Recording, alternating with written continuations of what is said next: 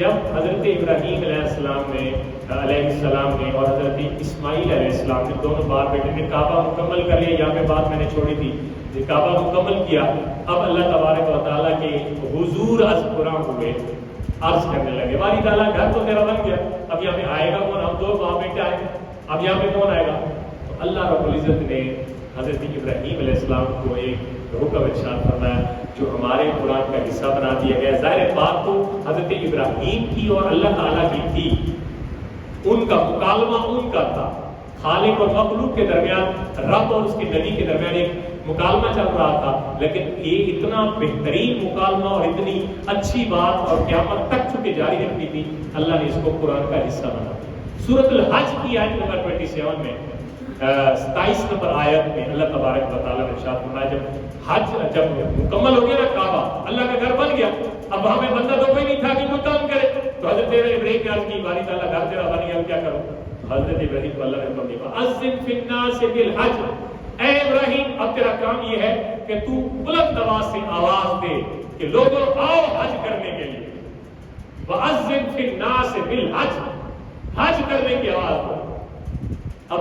یہاں پہ مکالمہ آگے ہوا، اس کو ذرا سنیے، یہ عقیدے کی بات بھی ہے اور آپ کا عقیدہ پختہ ہوگا اگر آپ نے کوئی اس کے وائس ورثہ بات نہیں سوچی ہوگی، کچھ باتیں آپ کے اوپر سے گزر جاتی ہیں۔ حضرت ابراہیم کو جب اللہ تعالیٰ نے کہا نا کہ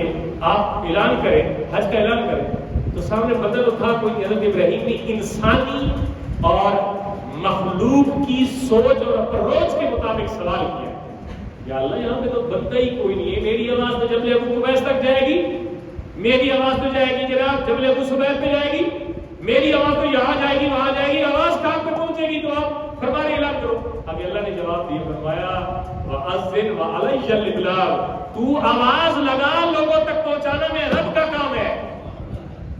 آواز لگانا تیرا کام ہے، لوگوں کے کانوں تک پہنچانا، بلکہ کانوں تک نہیں، اس وقت روح کائنات پہ زندہ لوگوں تک آواز نہیں، بلکہ باپ کی پشتوں میں جو نطفے موجود تھے اور ماؤں کی ریگوں میں جو بچے موجود تھے وہاں تک، اور عالم ارواح میں جن کی روحیں تھی وہاں تک اللہ نے وہ حج کے بعد پہنچا دی۔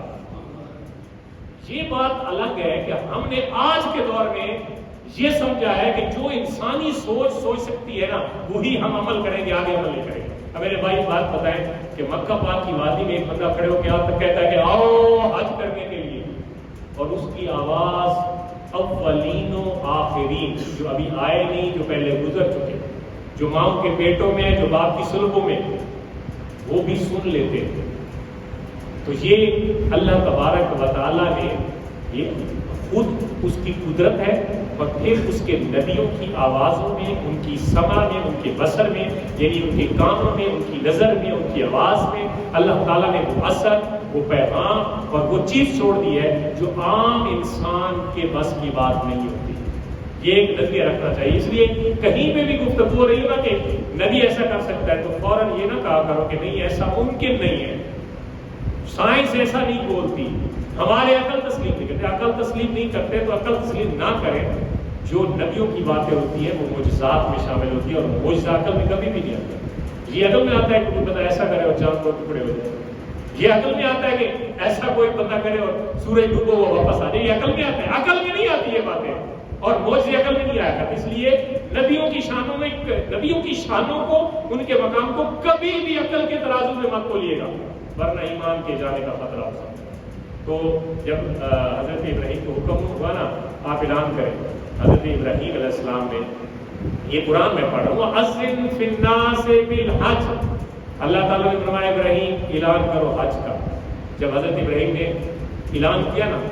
یہ ہمارے پیارے نبی صلی اللہ علیہ وسلم سے 3,500 سال پہلے کی بات ہے جو قرآن نے ہمیں بتائی، ساڑھے کتنا 3,000 سال پہلے کی بات جو قرآن کہتا ہے، ہمیں بتاتا ہے کہ حضرت ابراہیم نے کعبہ مکمل کی اور یہ بات کی، لوگوں آؤ اللہ کے گھر کا حج کرو۔ تو ہر جگہ پہ آواز پہنچ گئی، ہر جگہ پہ آواز پہنچ گئی۔ اللہ نے فرمایا تو آواز لگا، لوگوں کے دلوں کو کھینچ کے یہاں پہ لانا یہ میں رب کا کام ہے۔ یا تو نہ رجال، اب اللہ فرماتا ہے تو آواز دے، لوگ کیسے آئیں گے؟ یا تو نہ رجال، کوئی پیدل چلتے ہوئے آئیں گے، کوئی پیدل چلتے ہوئے آئیں گے۔ اب وہاں پہ قرب و جوار کے لوگ پیدل جائیں گے، اور یہاں سے بھی کوئی خوش نصیب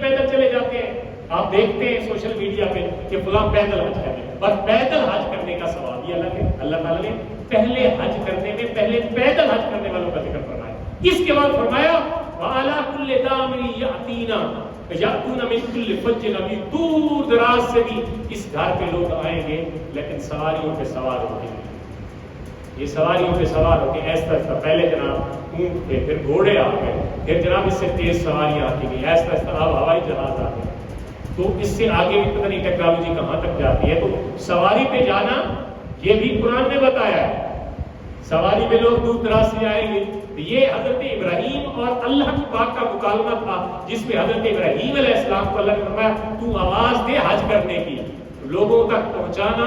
میرا کام ہے. اب کیا ہوا کہ حضرت ابراہیم علیہ السلام نے جب آواز دی نا لوگوں آؤ حج کرو، تو تمام روحوں تک، وہ روحیں جو پیدا ہو چکی تھی، جو ابھی روحیں عالم ارواح میں تھی، وہ تمام روحوں تک حضرت ابراہیم کی آواز پہنچی. اب جس نے آگے سے کہا لبیک اللہم لبیک، جس نے جہاں جہاں کہا لبیک اللہم لبیک، ایک دفعہ کہا تو ایک دفعہ ضرور زندگی میں حج کرے گا. 2 دفعہ کہا تو اللہ تعالیٰ اس کے لیے اسباب پیدا کرے گا، وہ 2 دفعہ جائے گا. 10 دفعہ کہا تو اللہ تعالیٰ اس کے لیے اسباب پیدا کرے گا، وہ 10 دفعہ جائے گا. یہ خوش نصیب روحیں تھی جو اس وقت لبیک کہہ گئے، خوش نصیب روحیں تھی، کہا ہے جنہوں نے وہ ضرور جائیں گے. اسباب بعضوں کا بندے کو ذہن میں بھی نہیں ہوتے، اسباب پیدا ہو جاتے.